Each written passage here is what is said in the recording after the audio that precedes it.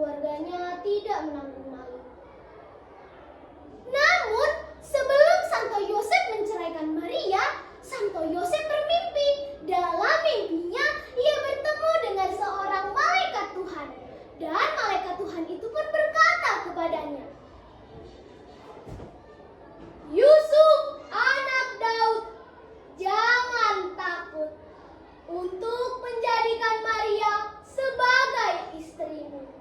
Anak yang ada di kandungan itu adalah dari Roh Kudus. Maria akan melahirkan seorang anak laki-laki, dan engkau harus menamai dia Yesus." Setelah Santo Yosef bermimpi dan tahu bahwa Yesus bukanlah anaknya, namun karena ketulusannya, ia menerima tanggung jawab ini dengan penuh kasih dan kesetiaan. Malam itu sunyi, hanya terdengar langkah kaki Yosef dan Maria di jalanan berbatu kota Betlehem. Perjalanan dari Nazaret ke Betlehem sangat melelahkan. Tapi Yosef tetap menggenggam tangan Maria dengan erat dan memberikan kekuatan di setiap langkah. Mereka mencari tempat untuk beristirahat, mengetuk pintu dari rumah ke rumah. Namun, semua penginapan itu sudah penuh. Hati Yosef pun semakin gelisah melihat Maria yang sedang menahan nyeri persalinan itu. Ia pun berdoa memohon pertolongan dari Tuhan. Akhirnya, Yosef bertemu dengan seorang pemilik penginapan yang baik hati. Ia menawarkan suatu tempat di kandang yang sederhana. Ia pun menyiapkan jerami agar Maria dapat berbaring dengan nyaman. Hari pun semakin larut, dan dalam keheningan, suara tangisan Yesus pun terdengar.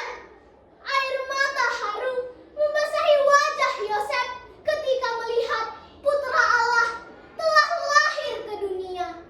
Dengan tangan yang penuh kasih, ia menggendong dan menatap Yesus dengan penuh rasa bangga dan tanggung jawab yang besar.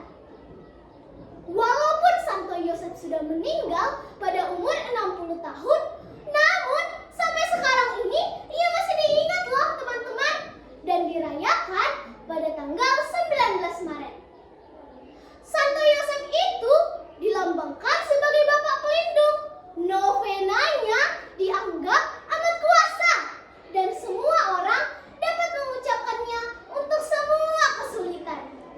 Bahkan Santa Teresia dari Avila pun berkata, "Hingga hari ini aku tidak ingat pernah memohon sesuatu melalui Santo Yosef ini yang tidak dikabulkan. Benar-benar mengagumkan kebanyakan anugerah-anugerah Allah yang datang kepadaku melalui orang kudus ini." Nah, dari cerita yang dapat kita dengar tadi, dapat kita ketahui ya bahwa Santo Yosef adalah seorang yang beriman, bertanggung jawab, tulus, taat, dan ulet. Lalu apa ya teladan yang dapat kita tiru dan dapat kita teladani dalam kisah hidup Santo Yosef? Yang pertama, bekerja keras dan hidup sederhana. Pekerjaan Santo Yosef adalah sebagai tukang kayu. Walaupun begitu, ia tetap semangat dan bekerja keras agar dapat menghidupi istri dan anaknya. Yang kedua, ramah dan sopan. Santo Yosef memiliki sifat ramah kepada semua orang. Santo Yosef selalu sopan kepada semua orang. Kita pun harus begitu ya. Kita harus selalu ramah kepada semua orang.